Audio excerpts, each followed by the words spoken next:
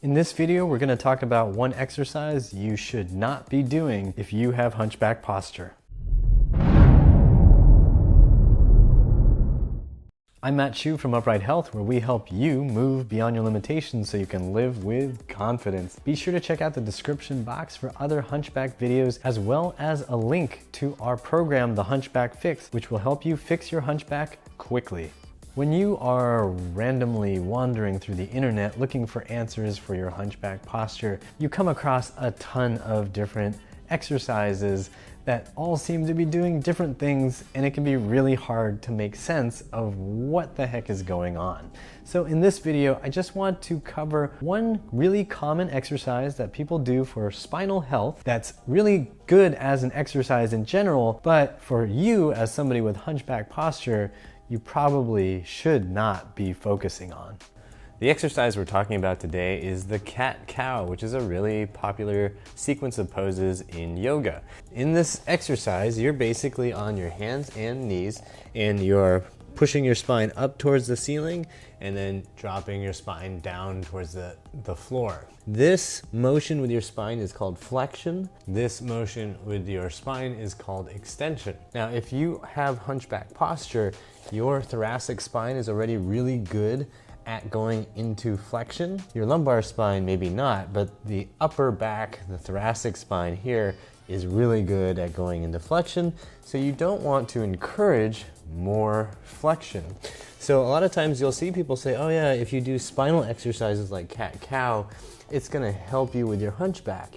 And that's not really true, because you're actually going to be, especially on the cat portion, making the hunchback an even more comfortable position. So when you go down into cow, a lot of times if you have hunchback posture, you may not have good control over the mid-back. So what'll happen is, instead of getting extension in the thoracic spine and in the upper back, mid-back, you will instead keep your thoracic spine with that curve, with the flexion, and then you'll get a bunch of extension in the low back and just turn your head up. So it's really important to recognize that when you're doing something like cat-cow, that you may not actually be helping yourself with your hunchback posture. Now, there are ways you still use this exercise and get some benefit from it, but you have to be really, really focused on getting the right activity of the right muscles.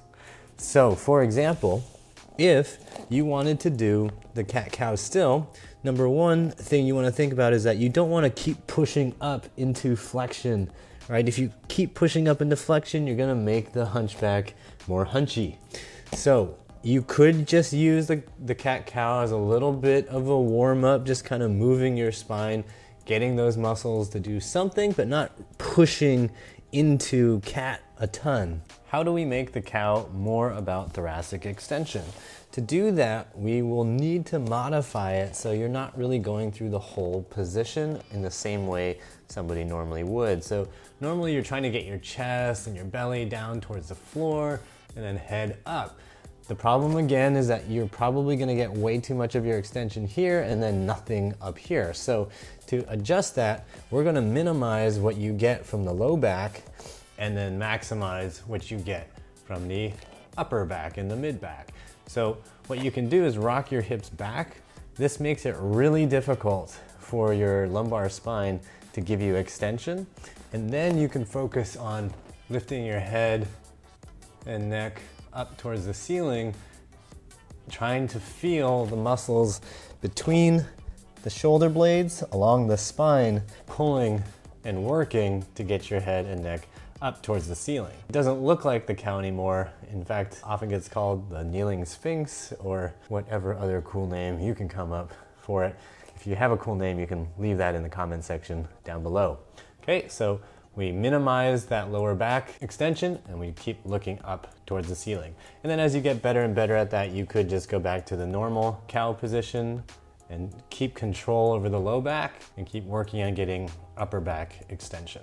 Okay, so that is how you do the cat-cow in a way that doesn't make your hunchback worse. All right, guys, that's gonna do it for this video. Hopefully you found it helpful and you now understand why you shouldn't be putting a lot of time and attention into exercises like the cat that put you more and more into spinal flexion and deeper into your hunchback posture.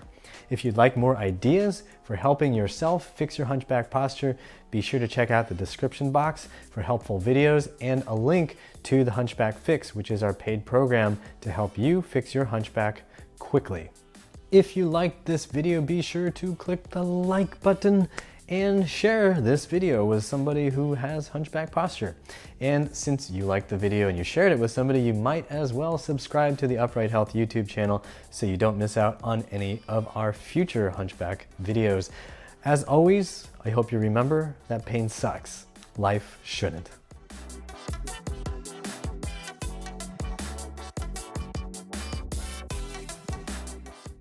Camera 1, camera 2. Camera 1, camera 2, camera 1 and 2.